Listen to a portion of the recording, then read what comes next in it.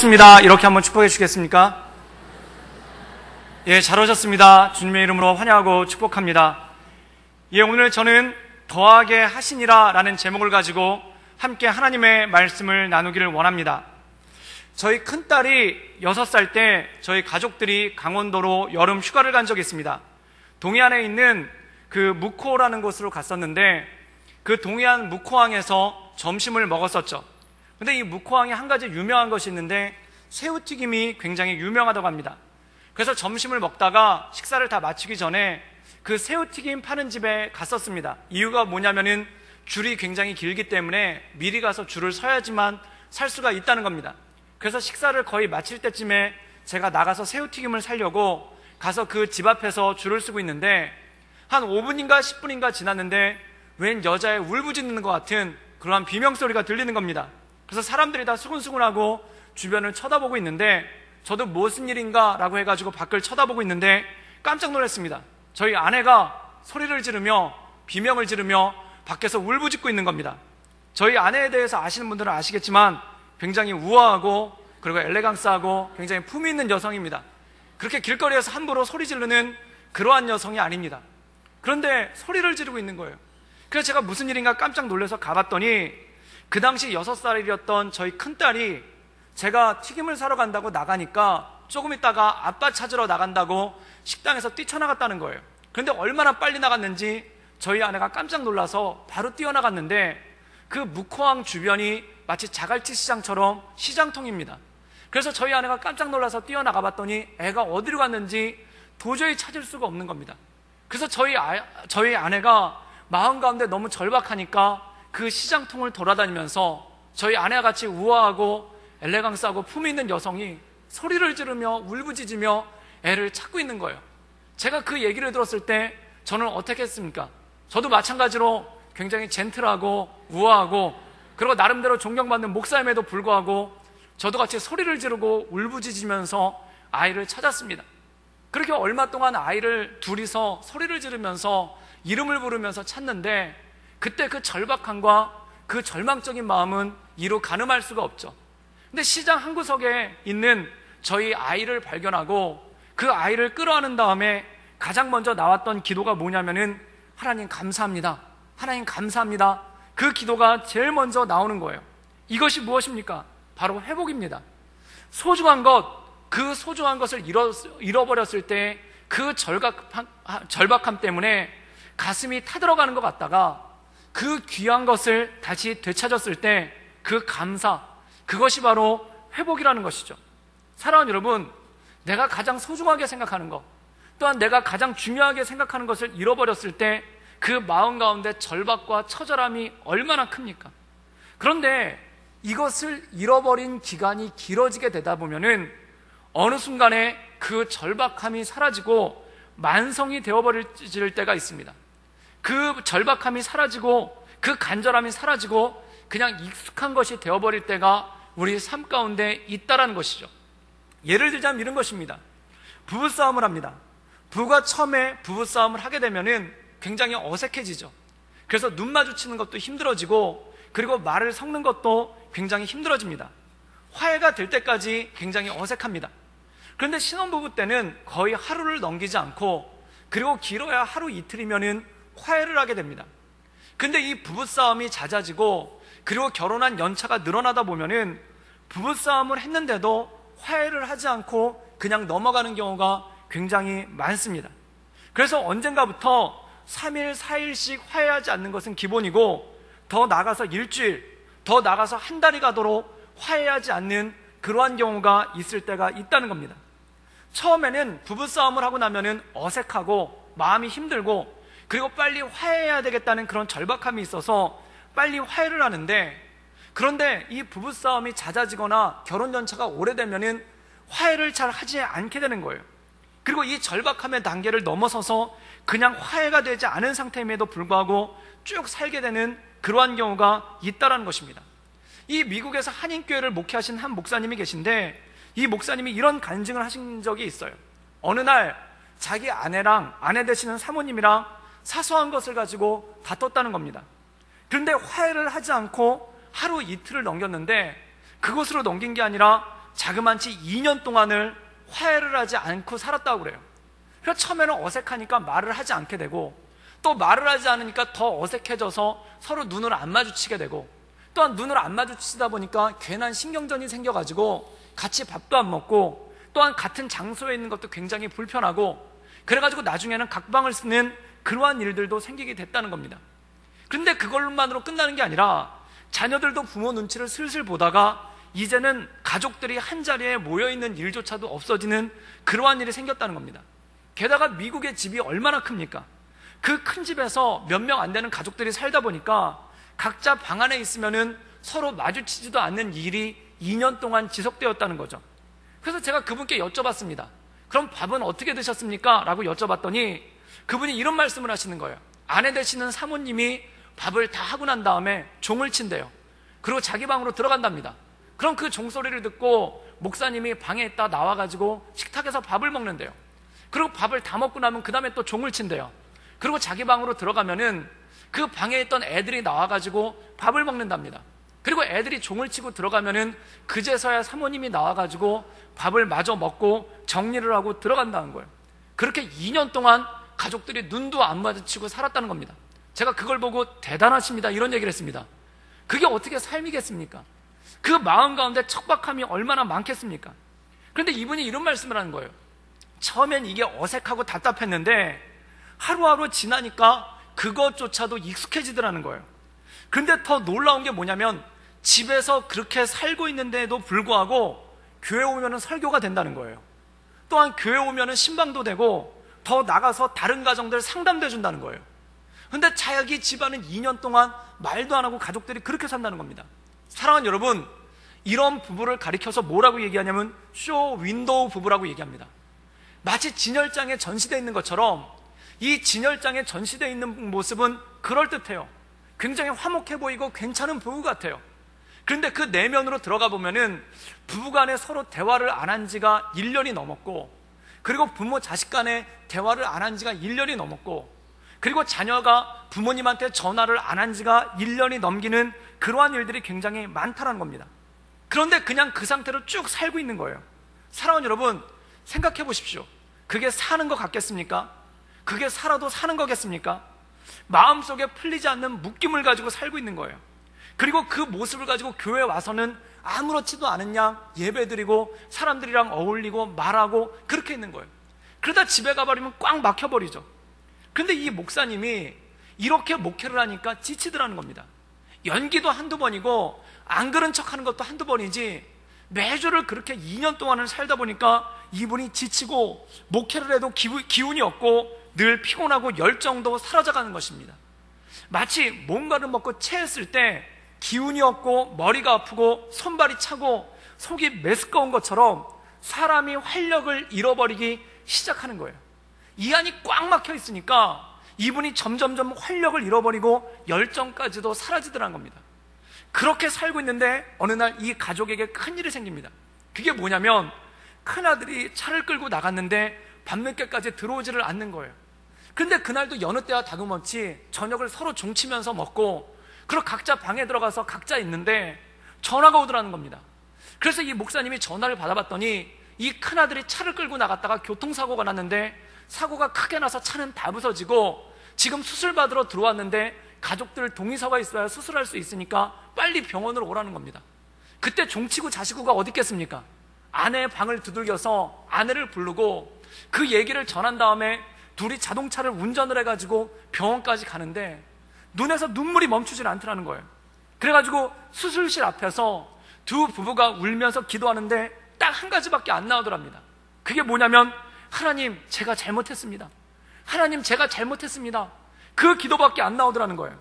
그리고 옆에 있는 아내를 보고 옆에서 울고 있는 아내를 보는데 그 아내를 볼 때 얼마나 미안하고 얼마나 안쓰러운지 그 수술이 끝날 때까지 울면서 내가 잘못했습니다. 내가 잘못했습니다. 그 기도밖에 안 나오더라는 거예요. 그런데 다행히 이 아들이 수술을 잘 끝내고 회복실에서 회복하다가 마취가 끝나고 눈이 딱 떨어지는 순간 그때 마음 가운데 그 기쁨 때문에 부부가 손을 붙잡고 하나님께 감사합니다. 하나님 감사합니다. 그 기도밖에 나오지가 않더라는 겁니다. 사랑하는 여러분, 그 순간 이 가족 가운데 성령께서 역사하셔서 이 가족이 회복된 거예요. 그리고 그 순간 그 잃어버렸던 소중한 것을 되찾게 되었다는 것입니다.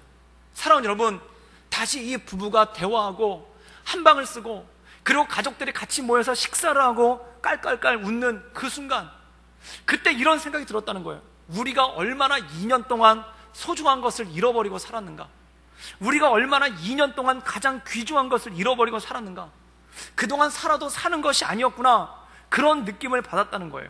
사랑하는 여러분, 저는 여러분 가정 가운데 온전한 회복의 역사가 있기를 주님의 이름으로 축원합니다. 안 그런 척하고 살지만 뭔가가 꽉 막혀 있어가지고 풀리지 않는 것, 뭔가가 꽉 묶여 있어가지고 가족들 간의 대화가 사라지고 가족들 간의 눈도 마주치지 않고 가족들 간에 전화도 하지 않는 그러한 꽉 막힌 것들이 있다면 그것이 풀리는 역사가 있기를 주님의 이름으로 축원합니다. 오늘 말씀 가운데 보면은 사도행전 2장의 성령의 역사에 대해서 말씀하고 있습니다. 마가의 다락방에 모여있는 120명의 제자들이 기도를 합니다. 그들이 기도할 때 오순절날이 이름에 하늘에서 바람처럼 불처럼 역사하는 성령의 역사가 그들에게 임했다는 거예요. 그렇다면 성령이 그들에게 왔을 때 그들이 가장 먼저 행한 것이 무엇인가? 그것은 바로 방언을 하기 시작했다는 겁니다. 사랑하는 여러분, 방언은 뭡니까? 방언은 성령께서 우리에게 주시는 특별한 은사로 신비한 언어로 우리가 기도하게 되는 것, 이것이 방언입니다. 그렇다면 이들이 방언으로 기도할 때 어떠한 일이 생겼는가? 우리 사도행전 2장 8절에서 11절까지의 말씀을 우리 자막을 통해서 함께 보기를 원합니다. 우리 다 같이 읽겠습니다. 우리 각 사람이 난 곳 방언으로 듣게 되는 것이 어찌 됨이냐? 우리는 바데인과 메데인과 엘람인과 또 메소포타미아, 유대와 갑바도기와 본도와 아시아, 부르기아와 밤빌리아, 애국과 및 구레네에 가까운 리비아, 여러 지방에 사는 사람들과 로마로부터 온 나그네, 곧 유대인과 유대교에 들어온 사람들과 그레데인과 아라비아인들이라, 우리가 다 우리의 각 언어로 하나님의 큰 일을 말함을 듣는도다 하고, 오늘 말씀 가운데 보면은 제자들이 방언으로 기도합니다. 그때 놀라운 역사가 생기는데, 이 120명이 기도하기 시작할 때 이 기도 소리가 예루살렘 전역에 흘렀고, 그리고 예루살렘에 모여있던 사람들이 이들의 기도 소리를 듣고 마가의 다락방 앞에 모여든다는 겁니다. 그런데 이들이 모여들어서 깜짝 놀랐는데, 그 깜짝 놀란 이유가 뭐냐면 그들이 기도하는 소리가 들렸다는 거예요. 그 이유가 뭐냐면 이 사람들이 예루살렘 사람들이 아니라 이 나온 지명, 수많은 지명, 로마에 있는 수많은 도시에서 각자 살다가 흩어져 있던 다른 나라 말을 쓰는 사람들이 왔는데, 그 사람들에게 이 유대인들이 기도하는 기도 소리가 들렸다는 거예요. 방언이 들렸다는 거예요. 이것에 대해서 두 가지 의견이 있습니다.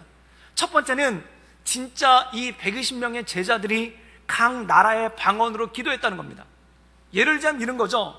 일본어로 방언하는 사람이 있어서 일본에서 온 사람은 그 일본어 방언을 들었고, 그리고 어떤 사람은 영어로 방언을 받아가지고 영어로 기도하니까 미국에서 온 사람이 그거를 들었다는 겁니다. 그런데 이런 의견 말고 또 하나의 의견이 있는데, 그건 뭐냐면 이들이 신비한 언어로 방언을 했는데 그 자리에 성령께서 역사하셔서 듣는 모든 사람들에게 방언 통변의 은사를 주셨다는 거예요.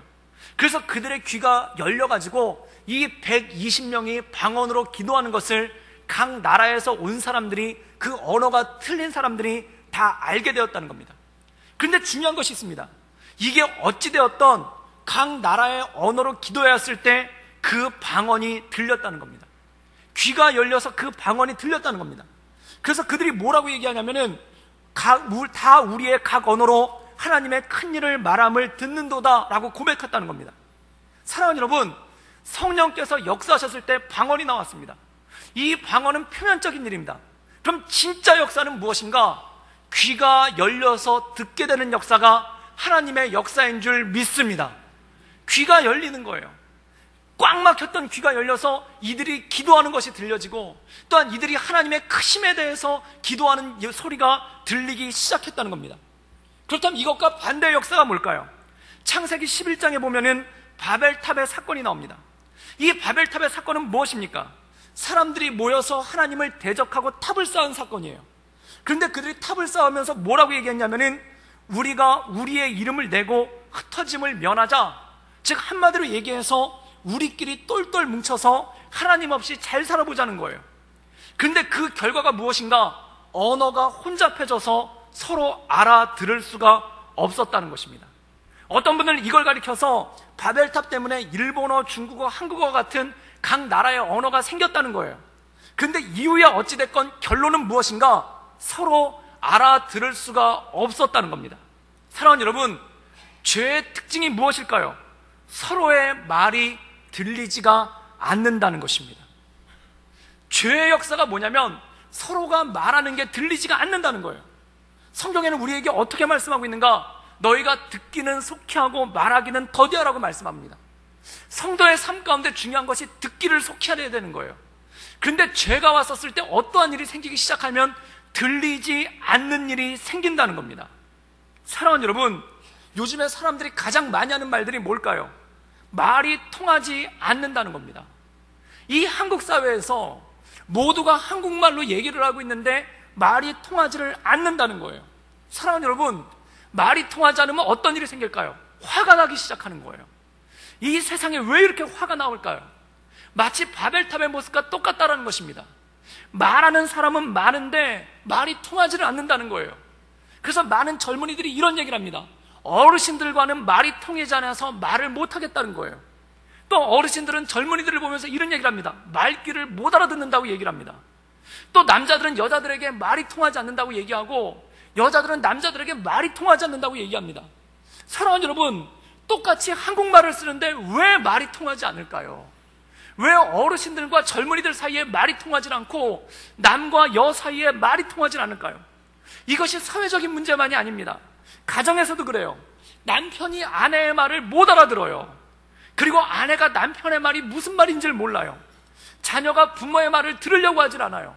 또한 부모가 자녀의 말을 들을 수가 없어요. 그래서 사람들이 이 시대를 가리켜서 뭐라고 얘기하면 소통이 없다라고 얘기합니다. 그래서 신문지상에서 곳곳에서 가장 많이 하는 말이 서로 소통하자고 얘기합니다. 소통이 있어야 된다고 얘기합니다. 그래서 어떤 교회 홈페이지에 가봤더니 소통란이 따로 있더라고요. 교회에서도 소통이 안 돼가지고 이 홈페이지를 통해서 하고 싶은 말 좀 해보자는 거예요. 서로 소통 좀 해보자는 거예요. 그래서 어떤 분은 이런 말을 합니다. 통하지 않으면 통한다. 이게 무슨 뜻이냐면은 소통하지 않으면 고통스럽게 된다는 거예요. 그래서 사람들이 소통이 되지 않으니까 고통스러운 거예요. 그래서 소통하자고 얘기합니다. 그래서 심지어 어떤 전문가가 있냐면 소통 전문가가 있어요.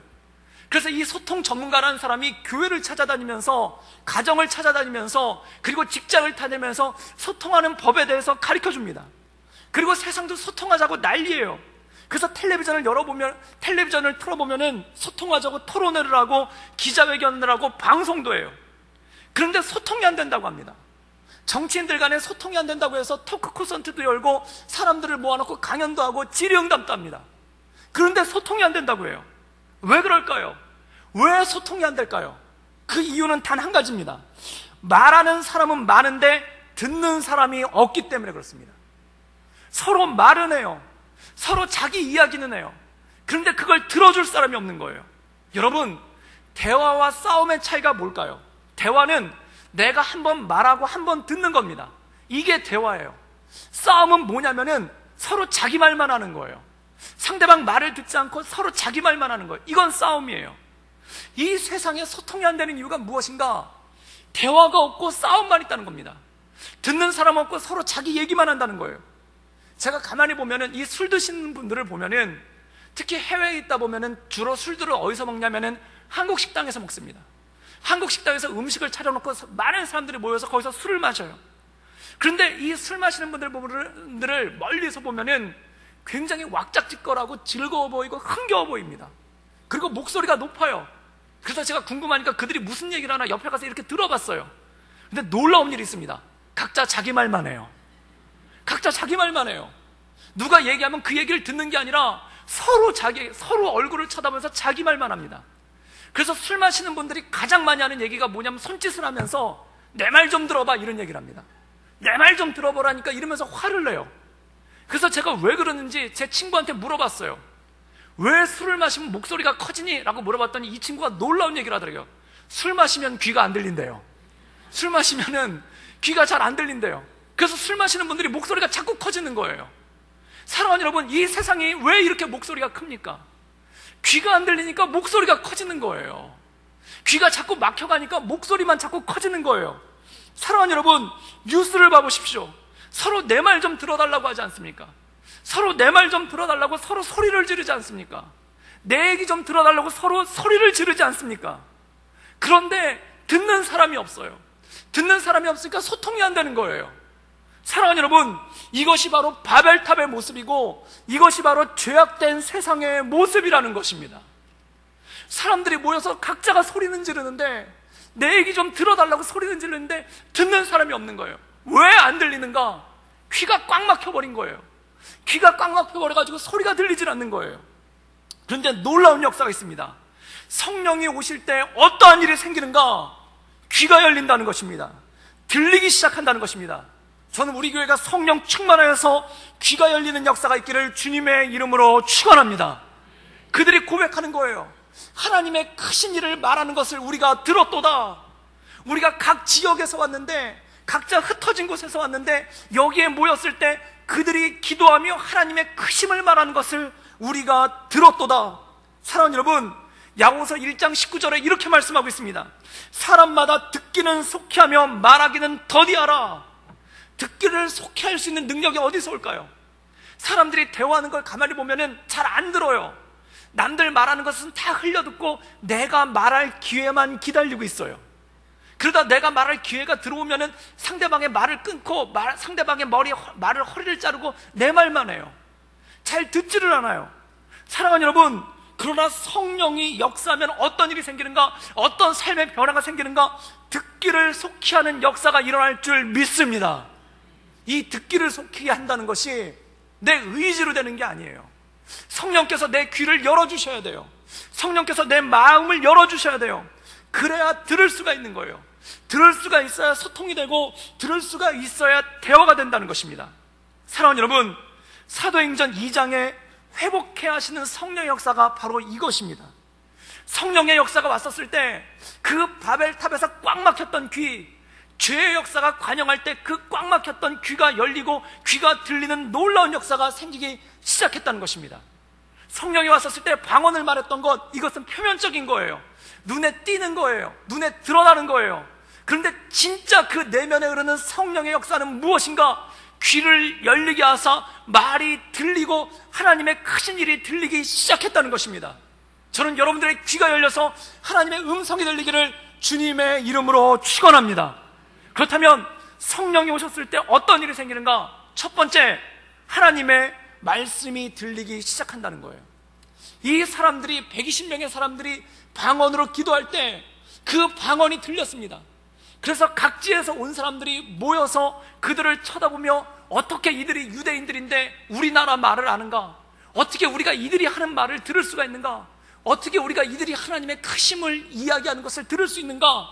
라고 이렇게 수군거립니다.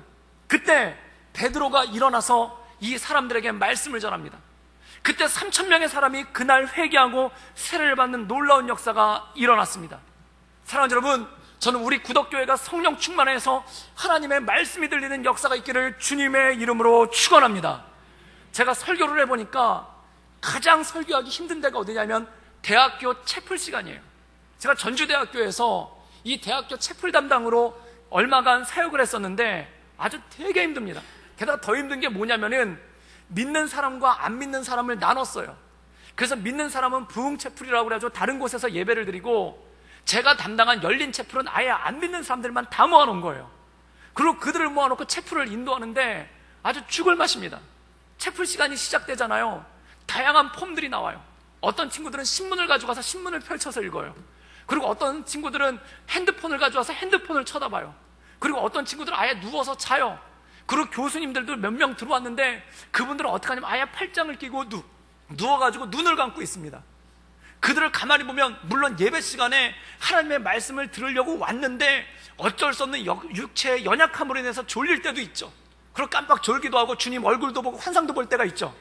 그런데 이분들은 어떤 마음으로 오냐면 힘을 다하고 뜻을 다하고 정성을 다해서 예배를 안 드리기로 작정하고 오신 분들이에요. 안 듣기로 귀를 닫고 오신 분들이에요. 그런데 성령께서 역사하실 때 어떠한 일이 생기기 시작하는가? 들리는 거예요. 팔짱을 끼고 뒤에 기대에 있던 교수님들이 허리를 피기 시작합니다. 그리고 팔짱을 꼈던 걸 풀어서 필기를 하기 시작해요. 그리고 신문을 보고 있었던 그 학생들이 신문을 내려요.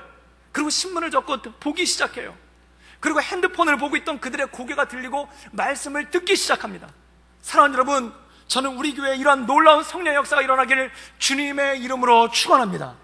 제가 청년 목회를 하다 보니까 청년들은 막 듣다가 설교가 별로면은 고개를 숙이고 이렇게 핸드폰을 봐요.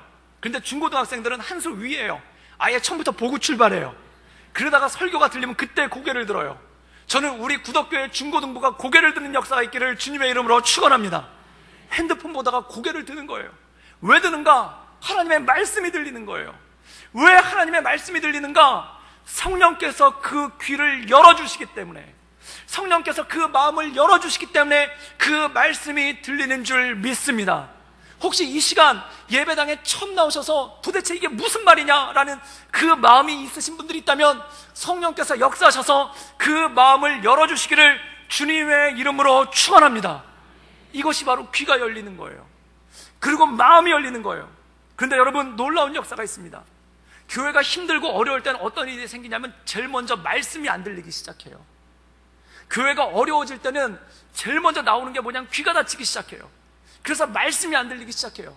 그래서 예배 시간에 목사님이 말씀을 전하시는데 그 말씀이 하나도 안 들려요. 그리고 어떤 분들은 마음에 반감도 생겨요. 목사님이 회개하십시오. 그러면 목사님 먼저 하십시오. 이런 생각이 들어요. 이러면 힘들어지는 거예요. 또 구역 모임을 하는데 우리 서로 사랑합시다. 그런데 당신이나 사랑하시오. 이런 마음이 생기는 거예요. 말씀이 안 들릴 뿐만 아니라 마음 가운데 반감도 생겨요. 그런데 성령께서 역사하실 때 어떻게 되는가?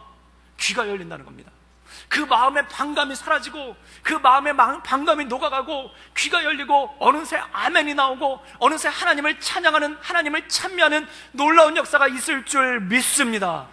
그리고 전에는 세상에서 가장 은혜로운 설교가 짧은 설교였어요. 그리고 막 시계를 봤는데 설교 되게 오래 간 것 같은데 20분밖에 안 지났으면 막 화가 나요. 왜 아직도 안 끝났나? 그리고 화가 나요. 그런데 어느 순간 시계를 봤는데 1시간이 지났는데도 20분처럼 느껴지는 하나님의 역사가 있기를 주님의 이름으로 축원합니다. 벌써 시간이 이렇게 됐어? 밥도 안 먹었는데 배가 안 고파요. 이런 역사가 있기를 주님의 이름으로 축원합니다. 이게 귀가 열리는 거예요. 말씀이 송이꿀처럼 단 거예요. 그리고 주 앞에 나간다는 겁니다. 성령이 역사하면 하나님의 말씀이 들리기 시작합니다. 또한 두 번째 어떤 일이 생기는가? 다른 사람의 말이 들리는 거예요. 우리 사도행전 2장 46절과 47절의 말씀을 읽겠습니다. 우리 다 같이 읽겠습니다. 날마다 마음을 같이하여 성전에 모이기를 힘쓰고 집에서 떡을 떼며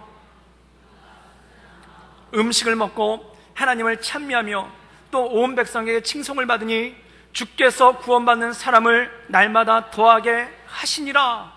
오늘 말씀 가운데 보면 이 성령 받은 사람, 그리고 베드로의 말씀을 듣고 회개한 사람들이 어떻게 했는가? 날마다 마음을 같이하여 성전에 모이기를 힘썼다는 겁니다. 그리고 떡을 떼며 순전한 마음으로 음식을 나누었다는 거예요. 이것에 대해서 사도행전 2장 42절은 이렇게 설명합니다. 그들이 사도의 가르침을 받아 서로 교제하고 떡을 떼며 오로지 기도하기에 힘쓰니라. 서로 교제했다는 거예요. 서로 음식을 나눴다는 거예요. 그리고 함께 기도했다는 겁니다. 이것이 무엇입니까? 성령께서 임하실 때 공동체가 회복될 줄 믿습니다. 공동체가 어떻게 회복되는가? 대화가 회복되는 거예요. 소통이 회복되는 거예요. 그리고 상대방의 말이 들리기 시작하는 거예요. 그런데 어떤 말을 하는가? 예수님에 관해서 이야기하는 것입니다. 간증하는 것입니다. 상대방의 기도 제목이 들리기 시작한다는 겁니다. 그 이만재 교수님이라고 막전엔 찐빵이라는 책을 쓰신 분이 있는데, 이분이 50이 넘어서 교회에 처음 왔는데, 교회에 처음 와서 구역 예배를 드렸는데 이분이 충격받는 거 하나를 이렇게 썼어요. 어떻게 남자들끼리 술도 먹지 않으며 새우깡만 먹이며 이렇게 즐겁게 이야기할 수 있는가? 이게 이분의 충격이었다는 거예요. 어떻게 남자들끼리 모여가지고 술도 한잔 안 마시고 새우깡만 애들처럼 먹는데 이렇게 재밌게 밤새도록 얘기할 수 있는가? 이건 기적이라는 거예요. 또 이분이 이렇게 얘기합니다. 어떻게 여자들끼리 모여서 드라마 이야기 하나를 하지 않으며 이렇게 즐겁게 얘기할 수 있는가? 기적이라는 거예요. 사랑하는 여러분, 세상의 대화를 보십시오. 남자들의 대화는 거의 다 음담패설 아니면 정치 얘기예요. 그거 가지고 밤이 지나가요. 또한 여자들의 대화를 들어보면은 남 험담 아니면 드라마 얘기 아니면 연예인 험담이에요. 주로 그렇게 가요. 그런데 교회의 이야기는 무엇인가? 세상의 이야기가 아닌 교회의 이야기는 무엇인가? 감사의 이야기, 은혜 받은 이야기, 하나님의 말씀에 대한 이야기, 그리고 예수님에 관한 이야기로 가득 차는 교회가 되기를 주님의 이름으로 축원합니다. 함께 기도하고 슬픔을 위로하고 믿음의 격려의 공동체를 이루어 나간다는 것입니다. 성령이 우리에게 충만할 때 어떤 일이 생기는가? 우리의 말이 바뀌기 시작하는 거예요. 전엔 세상 얘기를 했어요. 세상 얘기를 하면서 이놈의 세상 이러면서 끝났어요. 이놈의 세상 이러면서 끝났어요. 그런데 성령께서 우리에게 오시면 우리의 아픔을 얘기해요. 우리의 슬픔을 얘기해요. 그런데 어떻게 끝나는가? 기도합시다, 이렇게 끝납니다. 전 여러분에게 이러한 역사가 있기를 주님의 이름으로 축원합니다. 기도로서 끝나는 거예요. 그리고 서로 말씀으로 위로하는 거예요. 그리고 기도 제목을 내주는 거예요. 그리고 함께 기도하는 공동체, 함께 교제하는 공동체, 함께 말씀의 교제가 있는 공동체, 이것이 바로 하나님께서 우리에게 주신 성령 충만의 공동체인 줄 믿습니다. 제가 대학교 때부터 친하게 지내던 동기 전도사님이 있어요. 그리고 신학대학원도 같이 가서 굉장히 친했죠. 그리고 졸업하고 교회 사역도 같이 했어요.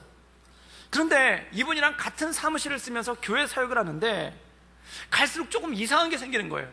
그게 뭐냐면은 그 사무실 뒷정리를 항상 저만 하고 있는 거예요. 항상 그 사무실 설거지도 제가 하고 청소도 제가 하고 책상도 제가 닦고 있고 회의 끝나고 난 다음에 회의 자료도 제가 정리하고 있고, 그리고 어떤 사역 끝나면 저는 맨날 뒷정리하고 있고 이분은 되게 폼나는 것만 하고 있는 거예요. 그러니까 이게 어느 순간 마음이 좀 오그라지기 시작합니다. 그리고 더 기분 나쁜 게 뭐냐면 제가 그렇게 뒷정리하는 걸 너무 당연히 여기는 듯한 분위기가 더 기분이 안 좋은 거예요. 그래서 그런 말이 있죠. 호의가 계속되면 권리인 줄 안다. 그래서 어느 순간에 제가 사무실 뒷정리와 모든 모임의 뒷정리를 하는 인물로 찍혀져 있는 것 같은 느낌이 나오는 거예요. 그런데 그때 그 사무실에서 저랑 그 전도사님이 둘이 막내니까 막내들끼리 해야 되는 거 아닌가? 그럼 나만 정리하는 게 아니라 저 전도사님도 해야 되는 게 아닌가? 그런 생각이 들면서 마음이 좀 불편한 거예요. 그런데 어느 날 모임을 끝나고 가는데 이분이 역시 뒷정리를 안 하고 그냥 가는 거예요. 그래서 제가 그분을 바라보면서 이렇게 했죠. 어이, 우리 같이 뒷정리 좀 합시다, 이랬어요. 근데 제가 그때 성령 충만했으면 전도사님, 저 혼자 하기 힘드니까 뒷정리하는 것 좀 도와주세요, 제가 밥 살게요, 이렇게 친절하게 얘기를 했을 텐데 그때 기분이 꼬여 있으니까 말이 거칠게 나간 거예요. 어이! 막 이렇게 부르고 어디 가쇼! 막 이러면서 우리 그 뒷정리 좀 같이 합시다, 뭐 이렇게 된 거예요. 그럴 때 이 전도사님이 저를 딱 쳐다보더니 씩 웃으면서 이렇게 얘기를 하는 거예요. 그거 원래 전도사님 일이잖아요. 그리고 나가버리는 거예요. 그때 제 마음이 폭발을 했습니다. 순간 열이 확 올라오면서 마음 가운데 결단을 했어요. 저 인간 다시는 상종하지 말아야지. 그 결단이 마음 가운데 딱 자리를 잡은 거예요. 그 다음에 어떤 일이 일어났는가? 그 전도사님이랑 눈도 안 마주치고 말도 안 하고 같이 밥도 안 먹어요. 그리고 슬슬 피해요. 얼마나 그랬는가? 1년을 그랬어요. 저도 그때 저한테 깜짝 놀랐습니다. 제가 그렇게 결심이 굳은 줄 몰랐어요. 제가 뭐든지 작심삼일인데 그건 1년을 가더라고요. 그러니까 교회에서 한 사무실에서 전도사 둘이 그러고 있으니까 얼마나 분위기가 안 좋겠습니까? 그러니까 목사님도 나와서 화해시키려고 하고 장로님들도 오셔서 밥 사주면서 화해시키려고 하는데 그게 안 돼요. 사랑하는 여러분, 내가 한번 밥 사줘가지고 1년 동안 싸웠던 사람이 화해하면 얼마나 좋겠습니까? 내가 한번 한마디 해가지고 1년 동안 불편했던 사람들이 화해하면 얼마나 좋겠습니까? 화해하는 척은 해요. 서로 악수는 해요. 그리고 그런 결단을 해요. 요때뿐이다, 이런 생각을 해요. 그리고 끝나고는 안 만나는 거예요. 그냥 목사님만 있을 때만 친한 척, 장로님 있을 때만 괜찮은 척, 그리고 얼굴도 안 마주치는 거예요. 또 이런 게 있습니다. 나는 풀고 싶은데 그가 풀고 싶은 마음이 없어요. 또한 그는 풀고 싶은데 나는 풀고 싶은 마음이 없어요. 이게 계속 엉켜서 불편함만 쌓여가는 겁니다. 한 교회에서 이러니까 1년 넘게 한 사무실에서 이러니까 얼마나 불편하고 힘이 들었겠습니까? 그런데 어느 날 전도사님, 목사님만 한 50명 정도 모여 사는 수련회가 있었어요. 거기를 갔죠. 거기를 가지고 3박 4일 동안 수련회를 했는데 정말 많은 은혜가 임했어요. 그래서 결단도 하고 기도도 했어요. 근데 마지막 이 기도회를 다 마치고 난 다음에 이 강사로서 설교하셨던 목사님이 갑자기 이런 말씀하는 거예요. 한 50명쯤 되는 전도사님, 목사님들이 계신데 두 분씩 짝을 지어서 서로를 위해서 기도해 주라는 거예요. 그러니까 전도사님들이 다 사사삭 다 자기 짝을 찾았는데 나중에 보니까 그 전도사님이랑 저만 짝이 없는 거예요. 저는 저 뒤에 있었고 그분은 여기 있었어요. 근데 우리 둘만 짝이 없는 거예요. 그러고 딱 보니까 정말 그분밖에 없어요. 그때 마음속에 떠오르는 생각이 이거였습니다. 정말 원수는 외나무 다리에서 만나는구나. 피할 길이 없는 거예요. 그래도 피해보려고 했어요. 그래서 2명 짝지고 있는 전도사님 그룹에 가서 어이 나도 같이 합시다. 그래가지고 3명이서 같이 짝을 하려고 하는데 그 강사 목사님이 어이 거기 전도사님 여기 전도사님 비었네 둘이 짝죠 막 이러면서 둘을 연결을 해주는 거예요. 그때 갑자기 전도사님들이 다른 목사님과 전도사님들이 길을 쫙 열어주면서 무슨 견우와 직녀의 오작교도 아니고 길이 딱 나오는 거예요. 그래서 둘이 그 엉거주춤하고 불편하고 그 어기적거리는 모습으로 그 가운데서 만난 겁니다. 그리고 기도하라니까 손을 잡기는 잡았는데 눈빛을 외면하고 서로 딴 데 쳐다보고 있는 거예요. 그러니까 이 목사님이 뭐라고 말씀하시냐면은 저희를 찍어서 말씀한 건 아닌데 여러분 우리 진심을 다해서 서로 포옹을 하면서 가슴과 가슴이 통하게 서로를 위해 중보기도를 해줍시다 이런 거예요. 난리가 났습니다. 그래가지고 이분이랑 포옹을 해야 되는데 진짜 무슨 지렁이를 끌어안아도 그거보다는 나을 것 같아요. 무슨 괴물을 끌어안아도 그거보다는 나을 것 같아요. 그런데요 그분을 끌어안고 기도하는 순간 가슴과 가슴이 맞닿는 순간 성령의 폭풍 같은 역사가 오는 거예요. 이 마음이 통하는 거예요. 이 가슴이 통하는 거예요. 사랑하는 여러분, 그때 그 응어리들, 그 마음 가운데 꼭꼭 쌓여있던 그 응어리들, 그 분노들, 그 화나는 것들, 그 멋쩍은 것들, 그것들이 싹 풀려나가기 시작하면서 그분과 기도하기 시작하는 거예요. 그분이 지금도 저랑 가장 친한 분이고 지금도 연락하는 분입니다. 사랑하는 여러분, 여러분 인생 가운데 그러한 역사가 일어나기를 주님의 이름으로 축원합니다. 그 가슴에 뭉쳐있던 것, 그 응어리, 그게 어느 순간 가슴과 가슴이 통하면서 마음과 마음이 통하면서 성령께서 그것을 꿰뚫어 버리시는 거예요. 그때 이게 풀리는 거예요. 이것이 성령의 역사인 줄 믿습니다. 그때 어느 느낌이 오는가? 잃어버린 것을 되찾은 느낌, 다시 회복되는 느낌. 그리고 이 표현을, 이 마음을 시편 133편 1절에는 이렇게 표현하고 있어요. 보라, 형제가 연합하여 동거함이 어찌 그리 선하고 아름다운고. 그리고 3절에 이렇게 설명하고 있습니다. 헐몬의 이슬이 시온의 산에서 내림과 같도다. 헐몬이란 무엇인가? 헤르몬산이라는 팔레스타인에 있는 되게 높은 산이에요. 그 높은 산의 산꼭대기에 뭐가 있냐면 만년설이 있습니다. 얼음덩어리가 있고 빙하가 있어요. 이게 꽁꽁 얼어있다가 봄이 돼서 따뜻한 바람이 불기 시작하면 이게 흐르는 거예요. 이게 흘러서 이스라엘의 온 대지를 적셔서 농사를 지을 수 있는 옥토로 만들어버린다는 겁니다. 사랑하는 여러분, 우리 마음 가운데 이 응어리라는 얼음덩어리가 있어요. 상처라는 얼음덩어리가 있어요. 그리고 분노라는 얼음덩어리가 있어요. 그런데 성령의 훈풍, 성령의 뜨거운 바람이 불 때 이 얼음덩어리가 녹아서 대지를 적시는 하나님의 은혜의 강물이 될 줄 믿습니다. 이 마음 가운데 응어리진 그 얼음덩어리들이 녹아서 우리 가정을 적시고 우리 교회를 적시고 또한 우리 공동체를 적시고 또한 이 나라와 민족을 적시는 하나님의 온전한 공동체가 될 줄 믿습니다. 이것이 바로 성령의 역사라는 거예요. 성령의 역사할 때 이 가슴에 뜨거운 그 얼음덩어리들이 다 녹아나가기 시작하고 마음 가운데 응어리졌던 것들이 풀어나가기 시작하고 이것이 헤르몬산에서 헐몬산에서 흐르는 이슬과 같이 되어서 이스라엘의 대지를 놓치고 시온의 산들에 내린 것 같은 놀라운 역사가 일어난다는 것입니다. 사랑하는 여러분, 저는 우리 구덕교회에 이러한 역사가 있기를 주님의 이름으로 축원합니다. 또한 이 나라와 민족 가운데 이러한 역사가 있기를 주님의 이름으로 축원합니다. 그리고 우리 가족들 가운데 이런 역사, 꽉 막힌 것이, 얼어붙은 것이 풀려나는 역사. 그래서 우리의 삶 가운데 시온의 강물이 흘러넘쳐, 헤르몬산의 이슬이 흘러넘쳐 딱딱한 대지를 적시며 얼어붙은 광야를 적시며 하나님의 은혜의 옥토를 만들어가는 그런 놀라운 역사가 여러분과 우리의 삶 가운데, 이 구덕교회 가운데, 이 나라와 민족 가운데 여러분의 가정 가운데 있기를 주님의 이름으로 축원합니다. 기도하시겠습니다. 늘 언제나 살아서 역사하신 주님, 우리의 마음을 붙잡아 주시고 우리의 삶을 온전케 하여 주시옵소서.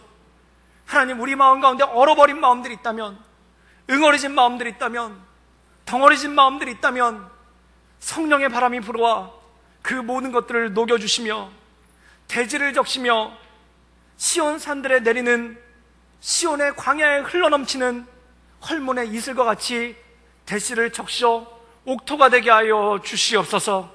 주님께 몰거 위탁드리오며 예수님의 이름으로 감사하며 기도를 쌓옵나이다. 아멘.